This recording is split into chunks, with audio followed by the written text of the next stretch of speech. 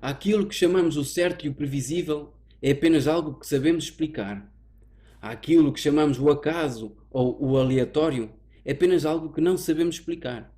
É apenas e só isto.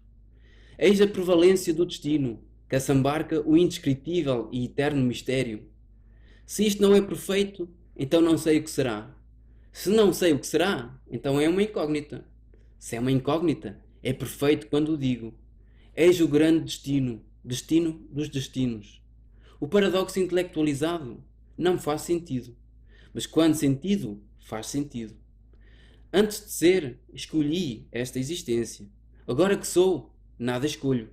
Existe livre-arbítrio? Sim e não. Quando nos sentimos com livre-arbítrio, mas não temos livre-arbítrio, possuímos o paradoxo expresso. Temos a conservação do infinito.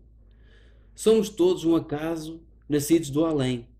E o infinito orienta-se. Poderão dizer: não acredito muito nisso, pois penso que existem forças que unem tudo. Nada é por acaso. Ao qual direi: foi o que eu disse. O acaso é apenas uma palavra para unir o que desconhecemos. Ter tudo sob controlo é ser destino. E ser destino é entregar-se ao destino numa aquisição. É impossível ir contra a corrente, mesmo nadando contra, porque a corrente levar-nos-á para onde ela desejar. Quem nadar a favor da corrente irá conhecer mais margem. Quem nadar contra a corrente só terá a vida mais difícil. Assim é a transparência com um T grande.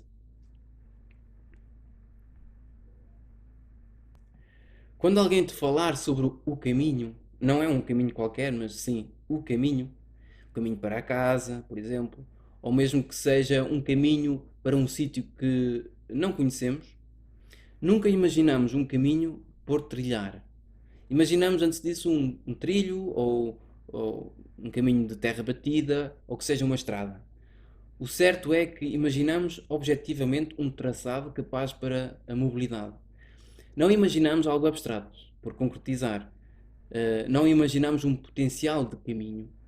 Mesmo se considerarmos que cada um irá escolher o seu caminho, nós não conseguimos imaginar essa abstração. Em vez disso, imaginamos uma imagem que representa o caminho. Nunca o caminho por trilhar. Isto tudo para dizer o quê? Para dizer que aquilo que pensamos ser conhecimento é algo que nos dá o mínimo de certezas, mesmo que o conhecimento seja incompleto. Agora, no sentido que é abordado no texto sobre o que é a aleatoriedade, não é a geração de acontecimentos sem causalidade, ou seja, o efeito, em retrospectiva, não ter ligação casual. O Manuel Agrião não considera que a aleatoriedade seja isso, no sentido que é abordado no seu texto, o acaso ou o aleatório é apenas algo que não sabemos explicar, mas existe causalidade. Isto porque o Manuel Agrião considera viver num universo determinista, o que significa que o acaso, em retrospectiva, é um efeito com uma causa. Só que é dito aleatório apenas porque não conhecemos a causa. Ele considera que existe aleatoriedade do ponto de vista subjetivo, mas do ponto de vista do universo é sempre determinismo absoluto. Portanto, por muito que o nosso conhecimento aumente, não irá superar a causa para o acaso, tornando o aleatório como um todo para sempre indecifrável. Então ele diz: eis a prevalência do destino. Prevalente porque vai haver sempre algo por destrinchar, para conhecer a causa fundamental, mas é a prevalência do destino, paradoxalmente. O destino já é traçado, o destino já traçado, porque existe causalidade, apesar de nunca se desvendar completamente.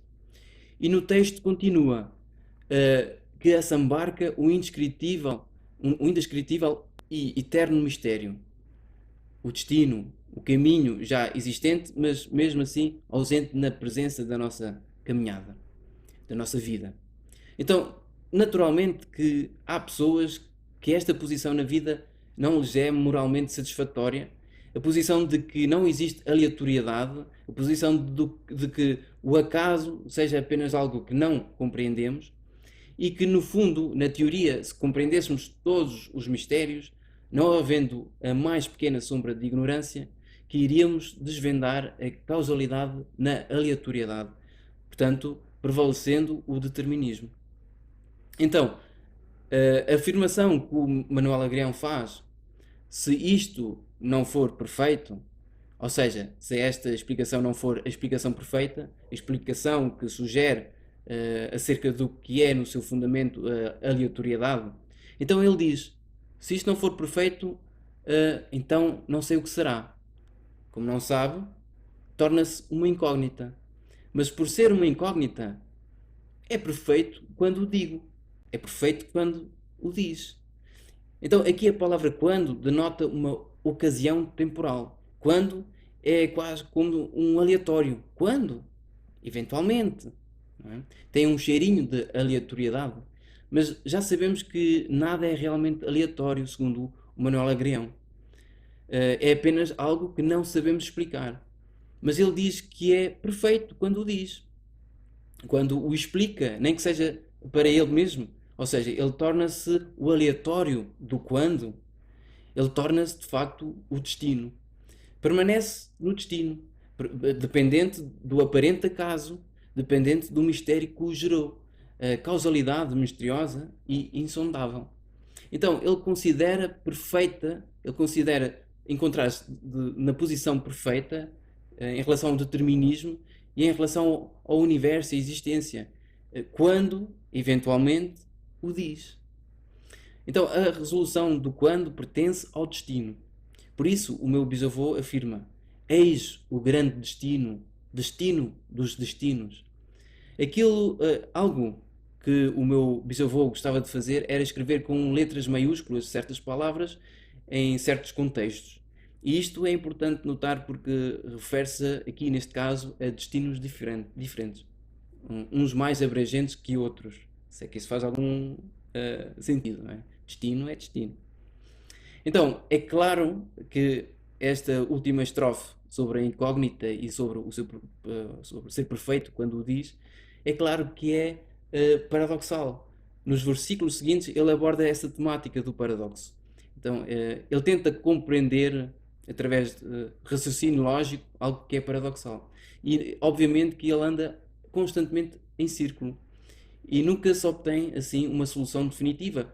E por não ser definitiva, por não ser uma ideia imutável, para o intelecto não é algo confortável a considerar. Porque o nosso intelecto, o que é confortável para o intelecto, é uma ideia consolidada, sólida no sentido de que se trata de um objeto metafísico com o qual seja possível trabalhar e que se consiga então usar essa ferramenta para compreender o mundo ao nosso redor. E não que seja uma ferramenta que tome formas sempre diferentes, por isso é que o paradoxo, quando é intelectualizado, não faz sentido. Okay? Mas quando o paradoxo é sentido, faz todo o sentido. Então, sentir o paradoxo das coisas deverá ser sempre um objetivo zen, por assim dizer. Então, mas o Manuel Agrião também aborda outra temática aqui neste texto, para além do destino. Ele faz esta questão: antes de virmos para este mundo, o que éramos antes? Provavelmente um nada, nada. Ou talvez um nada que se preenche a si mesmo. Ou seja, uma expressão do acaso. Porque só o nada é o potencial para qualquer coisa poder emergir. Seja qual a explicação que possamos arranjar para o aleatório do nada que se preenche a si mesmo, o Manuel Agrião defende que escolhemos esta existência, mas que agora nada escolhemos. Talvez a sua visão seja como esta analogia em que pegamos num trenó, num simples trenó, e vamos pela encosta de neve, cheia de neve. Não conseguimos mudar o seu curso, mas sentimos-nos divertidos ao acelerar pela encosta abaixo. Portanto, dentro desta analogia, existe livre-arbítrio e não existe livre-arbítrio ao mesmo tempo.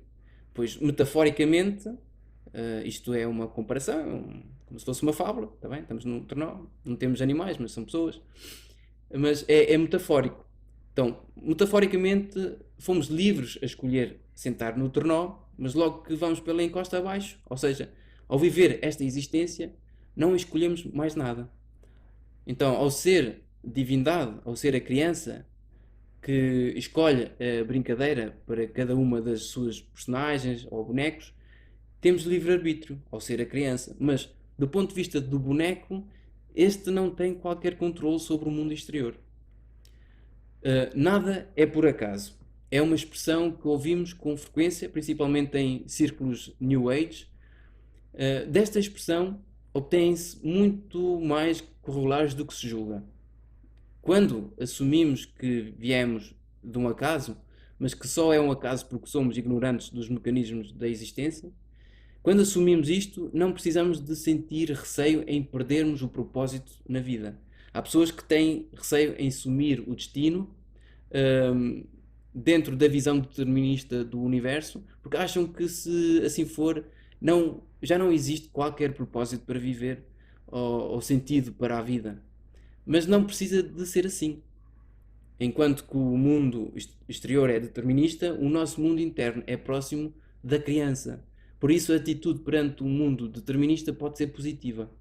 Mas em vez disso, preferimos dizer que nada é por acaso, no sentido que temos mão sobre as nossas escolhas, justificando nesta lógica que o aleatório é posto de parte, porque com o aleatório, à semelhança de um destino irrefutável, a vida não faz sentido.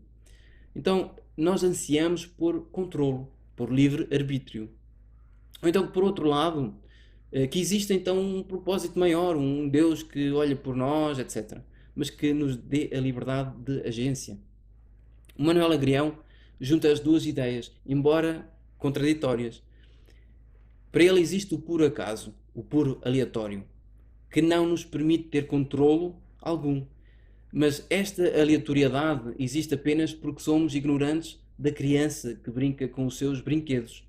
Somos ignorantes porque somos os brinquedos e não a criança. E existe o destino precisamente porque a criança sabe o que brinca. Existem forças que unem tudo, sim, mas essa força nada mais é que o acaso.